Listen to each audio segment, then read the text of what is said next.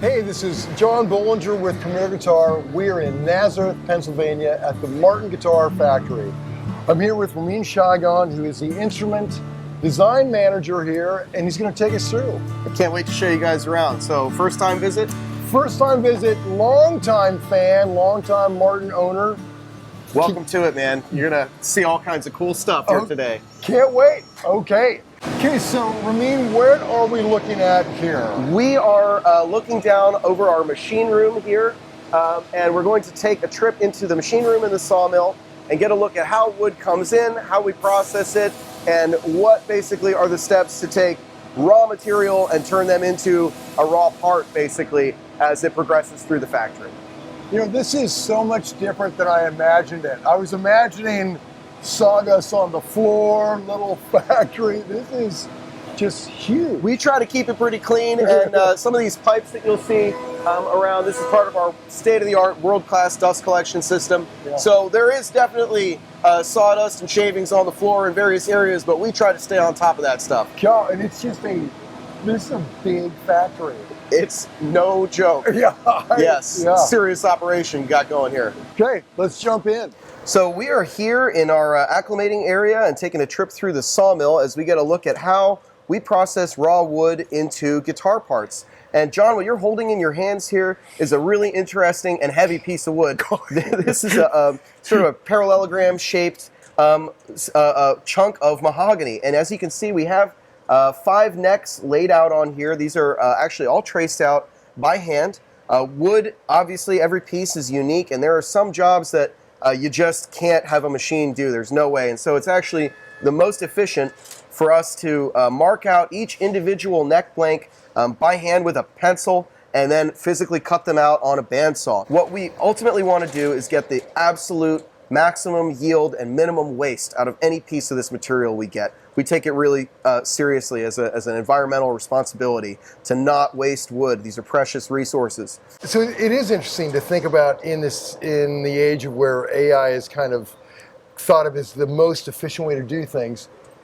Actually, the most efficient way is to have a skilled craftsman know just how to get the most out of this chunk of wood. And that's how you're doing it. There's no way to teach a machine, how to spot a defect in a piece of wood, how to work around it, how to get the best grain alignment on pieces of wood that are all unique and individual. You know, imagine the shape of a tree and how this is cut out of the tree. Each piece is going to have a slightly different grain alignment. And so it's our job to maximize the potential of every piece of wood. Well, and when we walked into this room, we saw so much wood, and you said this is a small fraction. Just a taste. Wow. Of some of the wood that we have and that we're very lucky and honored to be working with. You know, I was thinking about it. You guys have probably been sourcing wood from the same places for over 100 years. Yeah. One of the great things about Martin is being a family-owned company, we have long-term family relationships that go back generations. I bet. We have coworkers here, like Tim Teal, who you met earlier, our director of instrument design. His grandfather worked here. And that sort of story is very common here. Long-term connections between the Martin family and many employee families that have been in the Nazareth area for almost 200 years. So a little history. Martin started in 1833 in New York originally, right? And then moved to Nazareth, and you were actually New York, like Manhattan, right? Yes, yeah, Lower Manhattan. God. Yeah, I think at the corner of Hudson and Houston Street. Is it Houston or Houston? I'm not sure how they pronounce that in the big city. I think they call it Houston. Hudson and Houston. Yeah. There you go. Yeah. Yep. Wow. Well, I can't wait to show you guys around our acclimating area a little more here. Okay, great. Let's see it. So, John, we're here now in our part of our acclimating room. This is where we do really premium wood selection, among other things. So if you're a custom shop dealer and you want to personally come select some wood for that special project, that special customer, this is where that happens. Also, a place where we store all kinds of necks. And it's a really great place to sort of explain different neck joints. You can see most of these necks looks like they're going to be for standard series guitars.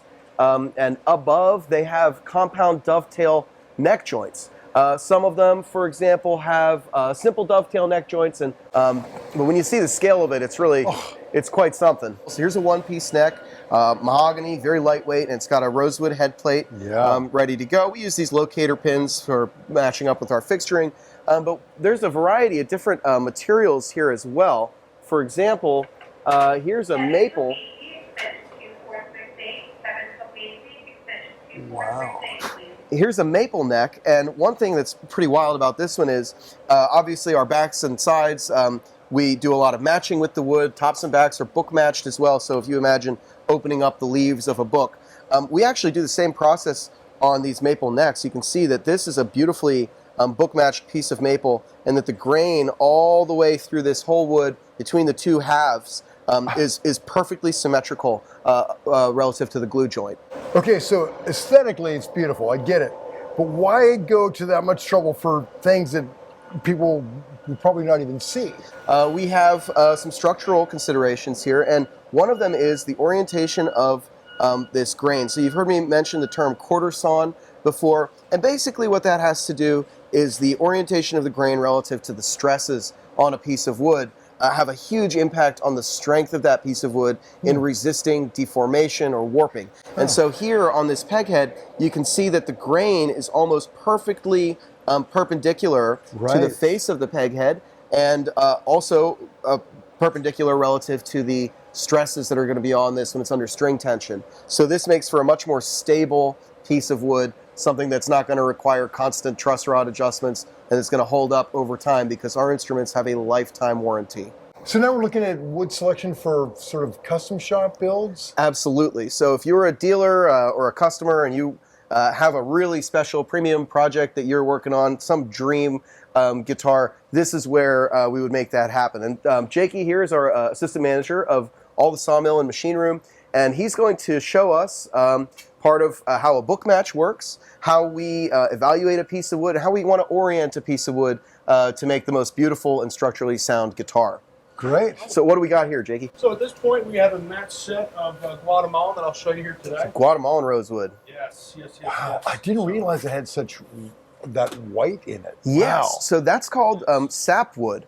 And traditionally, people generally don't like sapwood, and there's reasons for that. Sometimes sapwood can be a little punky, as we call it, so to lack the stiffness or density of the rest of the wood. However, we're able to evaluate that, and it's so visually striking that there is a trend these days, which we think is great, of actually incorporating the sapwood into the design of a guitar. And so you end up with this amazing contrast. Basically, we're just trying to make it so you're obviously matching your color, your grain, all that fun stuff. But with the sap's a little tricky. I mean, you want to make sure that you're incorporating that sap on both the sides and the backs to kind of keep it flush. So really, this is kind of the process we would be going through. So here we can see our template. This is an outline of a guitar. Every piece of wood obviously is not dreadnought sized, so smaller pieces of wood might be earmarked for a single O or a double O or even a triple O. And then on the D, we have templates for everything. They're all matched and numbered. And you can see that the wings of the back here are basically going to incorporate that sapwood into this design. Wow. It's just amazing seeing these patterns. It looks like a Van Gogh painting, those crazy strokes. And obviously, the grain is, this is some nicer stuff. We have some flat sawn in here, but the grain can get funky, and we're just basically coming down here and mapping it up, making it look nice, and trying to incorporate the best we can. Absolutely. I bet there are surprises every day. Absolutely. Every piece of nature is incredible. Yeah, right? Every piece of wood is different. Okay, so where are we now? Well, John, we're here with Shane down in our sawmill and our machine room. And basically what we're doing is we're looking at sides. We're going through, checking the flexibility, making sure that there are no imperfections, and we're going to look at them with a fine-tooth comb. And if we see any kind of pinholes or knots or any other imperfections, we're going to mark them out. And using this special mark out pattern, we're going to see both the orientation, so where exactly it's going to fall on the side, and if there was something that we wanted to make sure it didn't end up in the final product, this would be the opportunity to check the fit. It's amazing there's that much flexibility in that wood, right? Absolutely, and that's before it's been steam bent or anything. So we haven't even introduced the characteristics, the processes that we're going to use to turn that into that familiar shape. and it still has some flexibility, and that's because it's only about 3 or 4 millimeters thick. So Wow. really cool stuff. We're checking them for grain orientation, checking them for any kind of cracks or windbreaks and knots and pinholes and things like that. So just to the casual observer, these look like they are perfectly matched. Have you already kind of pieced them together to see what matches together, or they just happen to all look the same because they're from the same batch? Or So if you would imagine a log of wood or a big billet of wood, and you're taking slices out of that. Okay. If you take the slice that's sort of double wide and then a double thick rather, and then cut that in half, you end up with a perfectly parallel matching. But if you were to Wow. mix up your orientation, you can end up with problems, right? Right. Visual problems, structural problems. And with spruce, you see that sometimes in like runouts occasionally, where one side of the guitar will look shinier than the other. Yeah. To me, not a big deal. To some customers, it's a big deal. So, you know, we try to stay really laser focused on all those aspects. We are looking at a crazy contraption. It's called the clamp carrier. We have a couple of them. And interestingly enough, if you look at old historical photos from Martin Guitar, you can see an almost identical setup. And basically what we use it for is gluing up tops and backs. And as you know, like on a D35, we have a 3-piece back. On a 28 or an 18, we have a 2-piece back. And basically what this does is it allows us to glue up those 2 panels with a back strip in the middle in a perfectly flat, controlled environment with even pressure coming down both from the sort of laterally like this, and from top and back like this. And what you end up with is this rotating basically fixture, so that by the time you work through the whole fixture and you've got all, I don't know, 13 or however 8 or 9 different clamping areas all full, by the time you get to the last one, it's ready to pull out because the glue is dry. okay. So once that back panel, those panels are glued together with their back strip, it's all dried up, this is what we're left with. And you can see we try to really keep track of what's going on here. So we have a D42, and you can see it's actually noted here, it gets a 45 strip. So this is a 45 style center strip. I've always thought it kind of looks like a tire tread mark, like Yeah. a really beautiful, beautiful tire tread, but that design goes back well over 100 years. So this is going to be on a really nice high-end D42, beautiful poker straight grains on that rosewood. And something really special here, we have just launched a new body shape, new body size, which is very unusual for us. Whenever we do that at Martin, it's kind of a big deal. Right. This, and when I say a big deal, this is going to be what's called a super dread. It looks huge. Is it going to be this big? Yes, a super dreadnought. Wow. It's about 15 to 20% more internal air volume. It's a little. It's funny too, because when you play it, you're like, it feels like a big guitar, but until you see it next to a standard dreadnought, you really don't have a sense for just how big it is. These things sound incredible in the bass, and these are like scientifically numbers where you think that can't possibly be right, but we saw a boost in the bass frequencies, certain bass frequencies, 12 dB.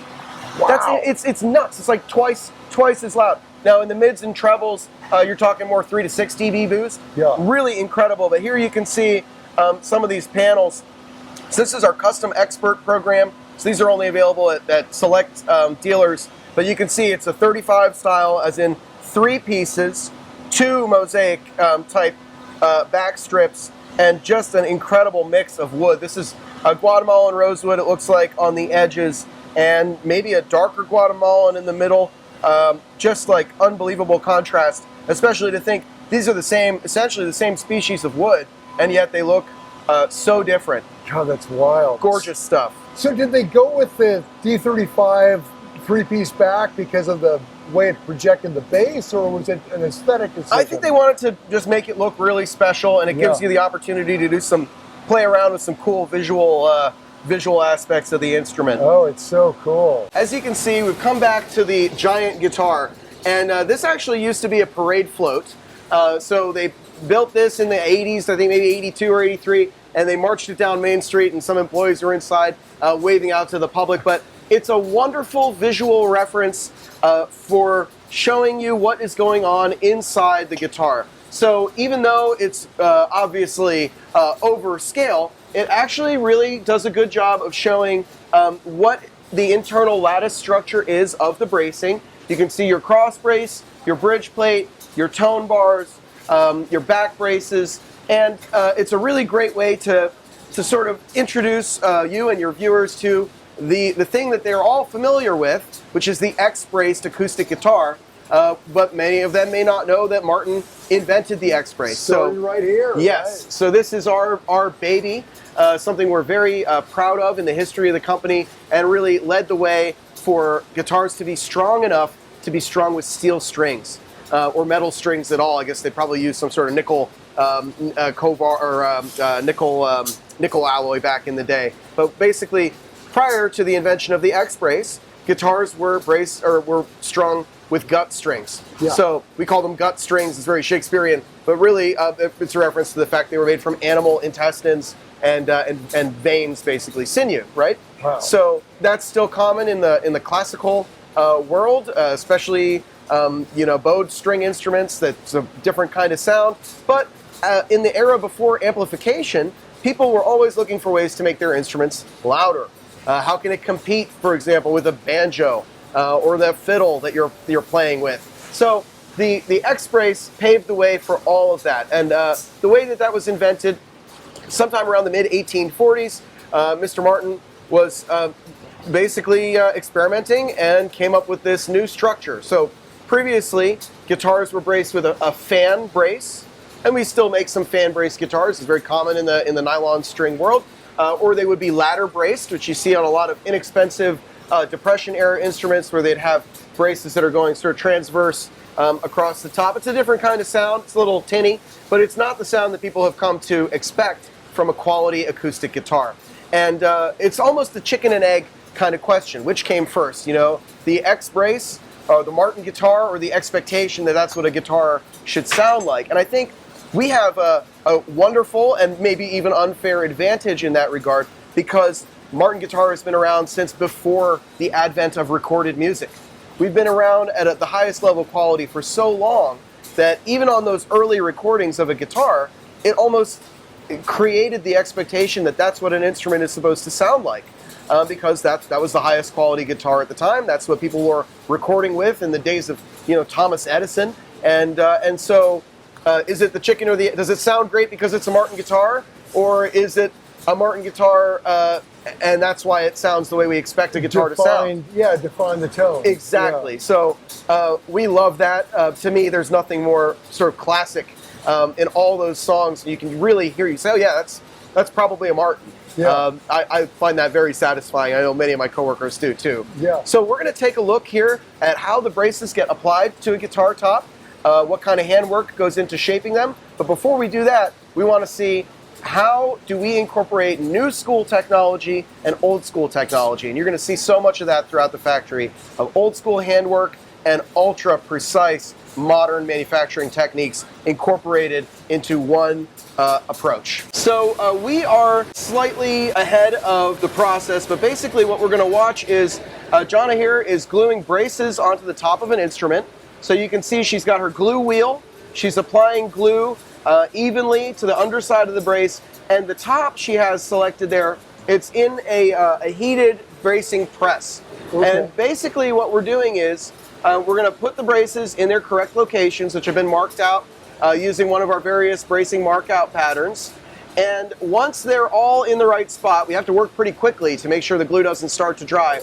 But once they're all in the right spot, we'll actually bring down the overhead lid of this device, and a suction process will begin. So we have these latex bladders, and they're going to pull down evenly upon all the braces to fuse them to the top, basically, and it's heated from underneath to help accelerate the glue drying time. So we're kind of in the middle of things here, getting to see braces go on. If we go backward, we're going to get to see some tops and backs being cut out before they come here.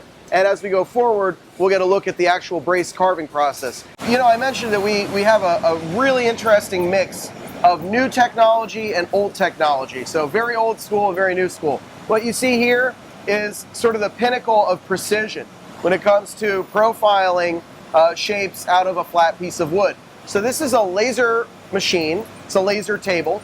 And what it's doing is based on the inputs that our friend Rocket Man is going to put in there on the computer. It's going to cut out the shape of a top or a back or even a side. It can also cut out bridge plates and things like that. So we have some mahogany tops, it looks like, being cut out. Those might be 15 series guitars someday when they're all done, when they grow up, you know? Sure. And you see those funky ears there on the side of the instrument with those holes. Oh, that's not really part of the shape of a guitar. That's something that we use for our fixturing. So at this point, we're going to pull off the excess. You can see we're actually orienting things according to an index line on the side. There's a horizontal line, and we're lining that up with the arrows. And that tells us where, relative to the final shape of the instrument, where we want to put that piece of wood. Once again, to avoid any imperfections and to get the most beautiful, structurally stable top at the end of this lasering process. So what we're going to do here is a process called candling.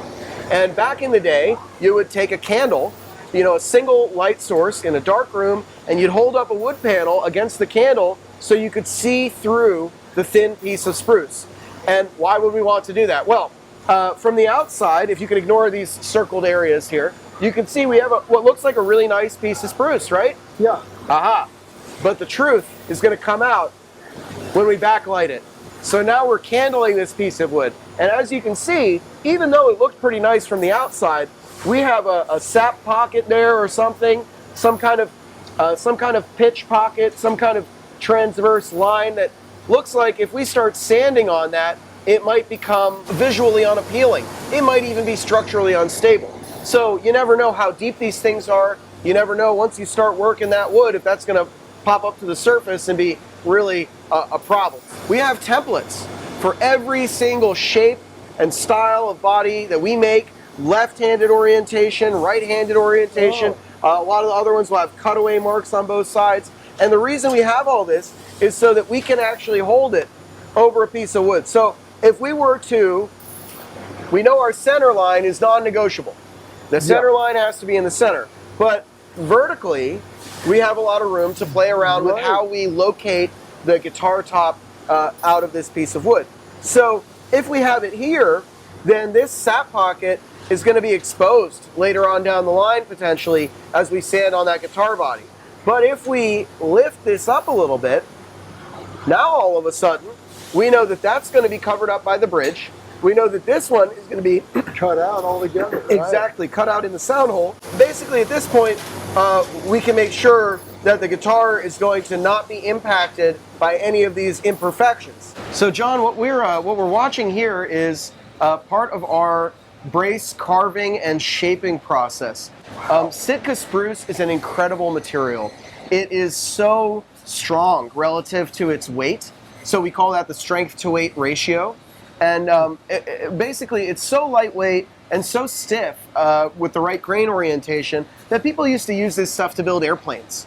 You might think these are small changes that are happening to the braces, but for every 20% of height that you add or subtract from a piece of spruce like this, you're gaining or losing 50% of its weight-bearing capacity.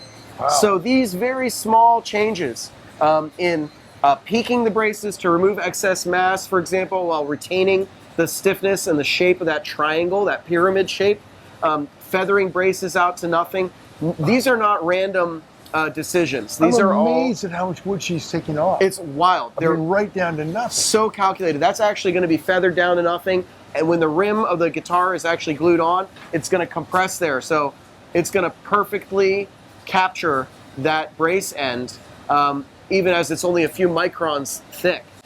You can see they go on. The braces are tall, they're long, they're oversized, and they're roughly in the right profile, but they're not very elegant, and they certainly have not been treated in a way to remove excess mass without removing the strength. So that's what that pyramid shape does for us. Like a triangle, very strong. Like a sphere, also very strong shape. Those arched bridges, for example. So when the process is all done, you can see we have perfect little peaks here. We have a slightly more troughed out tone bar. We have feathered brace tips all the way down to nothing. And and we're even going to clean them up with some sandpaper just to take out any chisel marks. Well, John, you've seen sides being selected and matched and laid out. Now we're going to see what actually happens in order to get that familiar shape that we've come to know and love, that beautiful outline of a guitar. So in order to bend the sides of the instrument, we take these thin pieces of wood, like I mentioned, maybe 3.5 millimeters thick, and we're going to apply steam to them. Steam, which we generate through soaking them or dampening them with wood or water. Sometimes we'll use additives in the water if we have a really stiff piece of wood, for example. And then we'll use heat and pressure to turn that water into steam, and that will allow the wood to relax into the shape as we bend it against a form. Now, the first step in getting a really good glue joint is to make sure that your surfaces are nice and clean. You don't have any debris or anything else that's going to interfere with the gluing up of two pieces of wood. And so the first thing we do, we actually cleaned our cauls here and our base plate to make sure that everything is looking good. Then we're going to take our set of sides, we locate them, sort of a bump fit against these specially made front and rear block clamping cauls. Once those are secured in position using those throw clamps, we're going to take our front block and our rear block, and using a paintbrush, we're going to apply glue to the gluing surfaces there. So it doesn't take a lot of glue, but again, you can see our operator there has just cleaned off around the edges so we don't get too much squeeze out. The clamps go on nice and easy. They're slotted into position, so it's pretty straightforward to make sure they're positioned correctly. Again, we're cleaning our excess around the edges. The rear block goes in, the clamp goes on, and now that rim is ready to be liberated, come out, inspected. We're cleaning up our surface so we can glue the next one. And we'll even go in there in a moment with a sharp chisel or a knife wrapped around with that nice cloth and clean up the glue squeeze out now while it's fresh. So what Patrick is doing here, he's actually got a piece of this ribbon lining and he is gluing it on the inside of the rim of the guitar. What that does is, because as you know the sides are so thin, if you were to glue the top and back directly onto the sides of the rim, you really wouldn't have much surface area holding that guitar together. And so to create a nice level surface that provides adequate gluing surface for our top and back to adhere to, we actually take this and glue it in with the orientation such that this big flat piece is on the top or back. And then once it's in the inside of the rim, we're going to sand the whole thing flat so you have a nice, 1/4 inch wide gluing surface instead of that 3 millimeter wide gluing surface. The next step in assembling the body of the guitar is actually going to be to apply the top and back onto the rim. Now, just before we arrived, you can see Steve actually pocketed out inside the ribbon lining. He made some pockets for the braces to actually tuck into. And you can see those here, here, and further on down the line. And the reason for that is so that when you glue the top and back on, not only are the brace tips secure, so if they were going to want to come loose, they can't. They're physically restrained from doing so. But when you look inside the instrument, it's so clean and so pretty. And you can really see the craftsmanship at work. And we talked earlier about how we kind of sweat the small stuff here at Martin. These brace tucks, those are on the top of the instrument. So you literally, unless you were to go inside the instrument with a mirror, you're never even going to see the detail level of craftsmanship that's really happening inside there. But we do it anyway because we really care about that. So again, precision glue applicator, also known as your fingertip, does the job just fine. We don't need a special tool for that. So here goes the top, perfectly aligned into the brace tucks. And we're going to do the back next. Those pins help make sure nothing shifts during the glue up process. Now you may be wondering about the funky metal form around the guitar. That's a casting form. And basically what that does is it serves a couple purposes. One, it holds everything together during the glue up process. Two, it is a final check to ensure that you've bent things to the right dimensions, that the guitar is going to fill out the form properly, that the body is going to be consistent with other instruments of that body size and shape.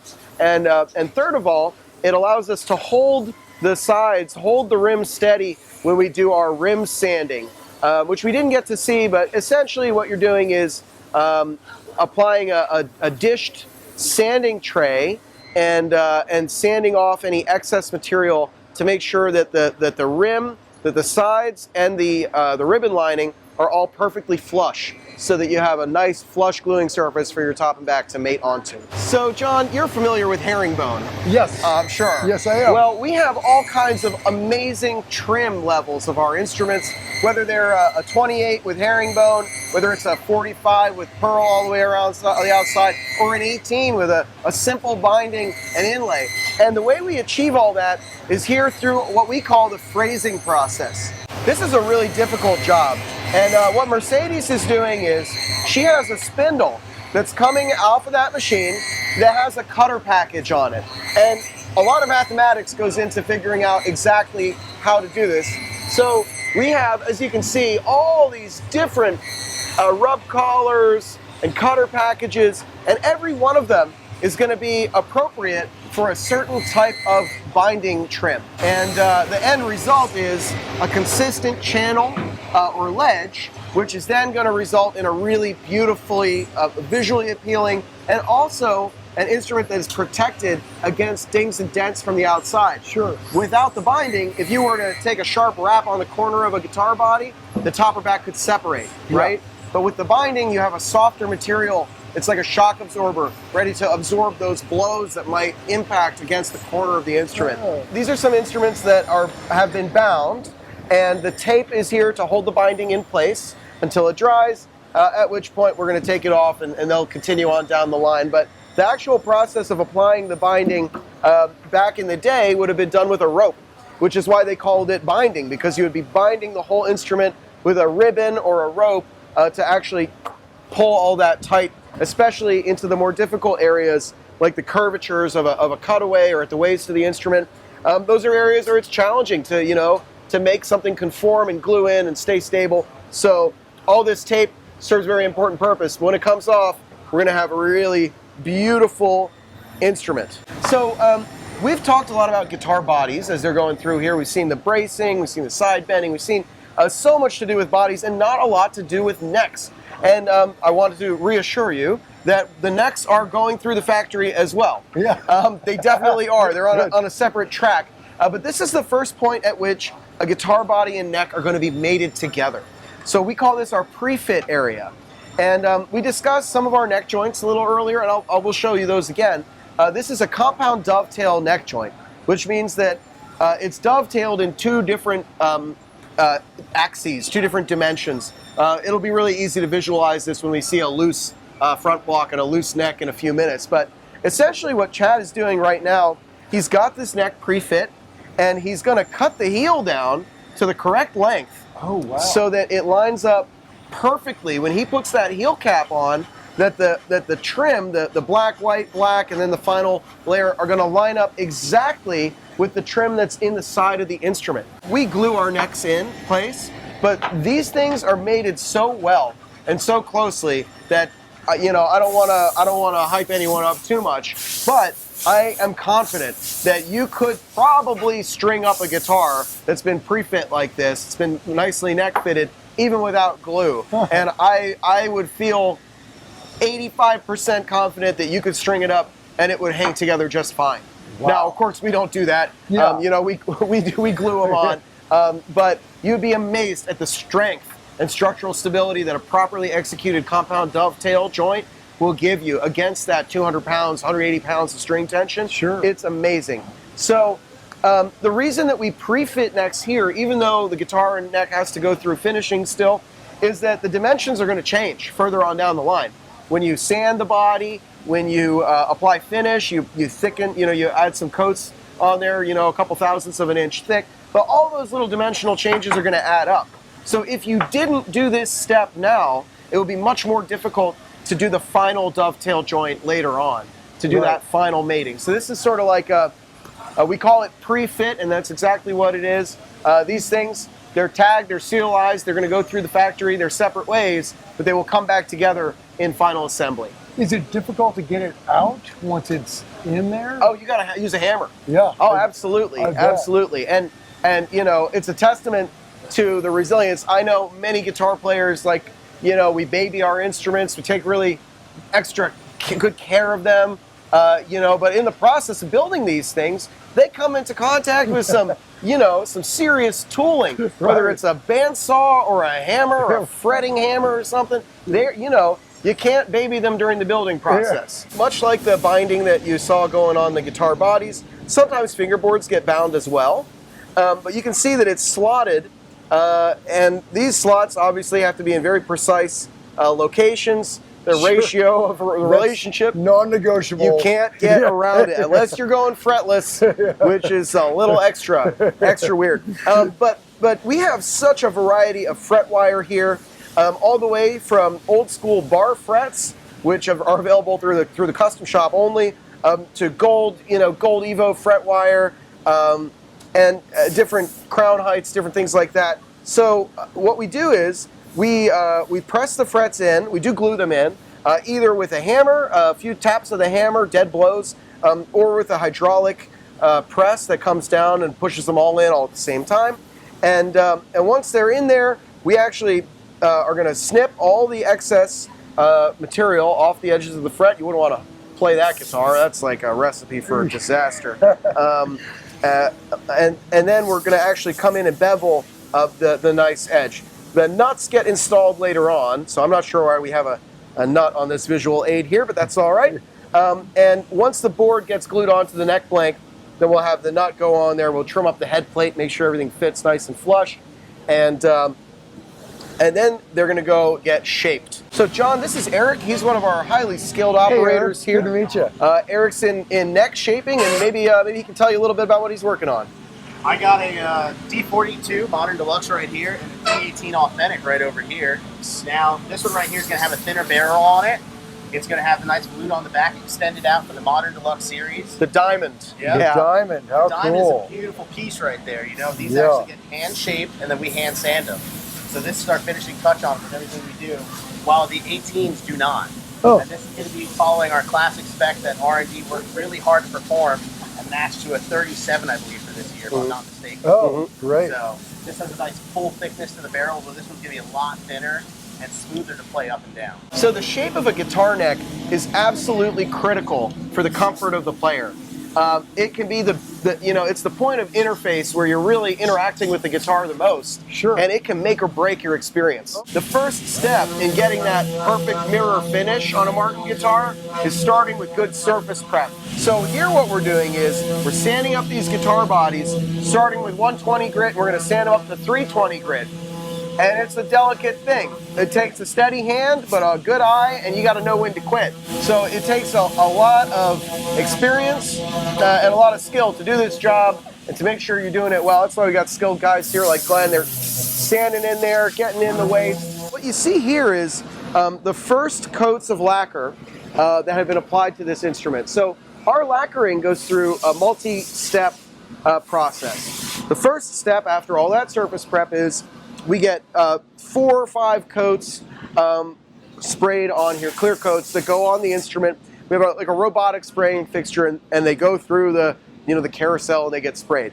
Then they dry for a few days. Basically, once this first set of coats has had a chance to cure, then the guitars will get what's called a first sand, a sandback.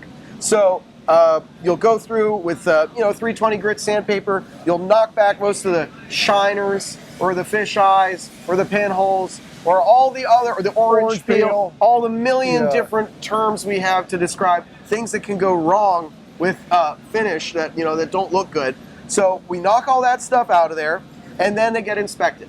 So in the event that there's a little air bubble or something, that's going to be taken care of. It's going to be filled, drop filled with lacquer, drop filled with glue if necessary, to make sure that everything looks perfect. And then they're going to go get their final coats. So they'll get 3 or 4 more coats of lacquer. In this case, it's a full gloss nitrocellulose lacquer package. And once that has cured for a few more days, at that point, the guitar is ready to be polished, which is pretty hypnotic, actually. If the polishing robot is running, I can't wait to show that to you. You're going to really get a kick out of it. Now, we still do have to polish this guitar by hand. Every one of these instruments needs to be hand polished. It'll go through the same process yet again a few more times. But this initial rough cut is what we call it. This is an abrasive wax compound that's on the wheel. So that big wheel that's spinning there, it has an abrasive wax compound on it, and the robotic arm is going to suction cup the guitar body up and actually rub the guitar against that wheel, so that initial buffing with the most aggressive abrasive wax is going to be handled by the robot. Basically what we're doing here is we're moving around the lacquer. We're removing any little scratches that are left over from the initial sanding process. So this is going to reorient that lacquer. The heat will physically move it around a little bit, and what you end up with is a guitar that's ready for the hand treatment that it's going to need later to get that perfect mirror shine. So necks, of course, we don't have a machine to do the necks. Those still need to be polished up by hand in the event that a guitar gets a full gloss neck. Although it's more common that people prefer a satin neck these days, just because it's not as sticky. You know, it lets you move around. And you start with the satin neck, and as you play it, it will shine up eventually. You know, over the years, you'll get your own sort of battle scars and stuff. Sure. But yeah, I mean, you could watch this thing run forever. Okay, so final assembly. Absolutely. So as you can see, we have a dysfunctional guitar here. We got a ghost bridge. This is not going to work out, but it's a critical step in making sure we have a good glue joint. Again, it all comes back to good wood-on-wood contact, making sure that we're not gluing wood to paint. Because if you glue wood to wood, you end up with a glue joint. You do it properly, that's stronger than the wood on either side, right? But if you glue wood to paint, the paint is going to let go, and you're going to have a bad time, as they say. Yeah. So what we have is, first, this instrument has been through our automated neck fit machine, and it's got a neck that's fitted on here. The pre-fitting of the dovetail really helps to get that pretty close. We do hand fit necks still when necessary. And then we have this bridge pocket router machine. Basically what that does is we're going to load the guitar in there. It will index off the nut, and at exactly the right location, it's going to cut a pocket through the paint to the wood as thin as possible to make sure that we have a great gluing surface for that bridge to adhere to. Now, our folks who are working in this area, they have to be careful. There are certain hand creams that you can't use because it could contaminate the glue joint. Even the oils from your skin naturally could do so. Anything that could interfere with the glue up is, you know, sort of controlled substances here at Martin. We want to make sure we're not doing anything that could compromise the integrity of the glue joint. But at that point, the bridge can be glued in. We have a variety of different bridges here to show you. Here's a standard modern belly bridge. Here's an older bridge. It's got these ramped slots. Here's a straight line bridge, very old school with the pyramid tips on the bridge wings. And of course the big boss hog there, the 12-string bridge, which you can see if you were to try to glue something like that that's got 200 plus pounds of tension pulling on it, you better make sure you're gluing wood to wood, because if you glue wood on the paint, you're gonna have a bad time, man. Well, this is the end of the line for a Martin guitar. From soup to nuts. This is where the rubber meets the road, so to speak. And these instruments are getting strung up for the very first time. So our final assembly and stringing department is full of folks who are really passionate about guitars. They're mostly guitar players. They do a few different processes here. So basically, before any of these guitars are ready to leave the factory, they need to be strung. They need to be set up. We use Plek machines for the most part to get the fretwork perfect. We still know how to do fretwork by hand, of course, but almost all of our instruments are going to get plecked. If they get electronics, those will get installed here. And this looks like it's a non-electronic model, standard D28.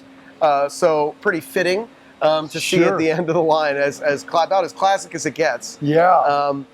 And essentially, we're doing all the final touches. So whether that means the saddle needs a little adjustment, whether a nut slot needs a little love, and to make sure that the guitar sounds good, plays good, looks good. These guys are like the last line of defense to make sure that when that thing goes in its case, that it's going to be perfect.